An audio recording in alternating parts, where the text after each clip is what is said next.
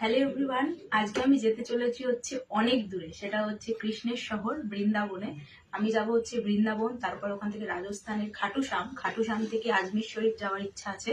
তো এর জন্য আমি এখন ট্রলি প্যাক করছি। অলরেডি মানে জামা প্যান্ট আমি অনেক কিছু নিয়ে নিয়েছি, বেশিরভাগ সব ড্রেস নিয়েছি যেহেতু আমি ঠাকুরের জায়গায় যাচ্ছি।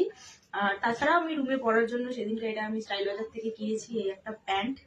এগুলো জাস্ট রুমের জন্য। আর আজকে এখন যাব, রাত্রে আমাদের ট্রেন আছে হাওড়া থেকে। আর একটু আগে আমি জুডিও থেকে শপিং করে এসেছি, সেটা হচ্ছে এই প্যান্টটা কিনে নিয়েছি।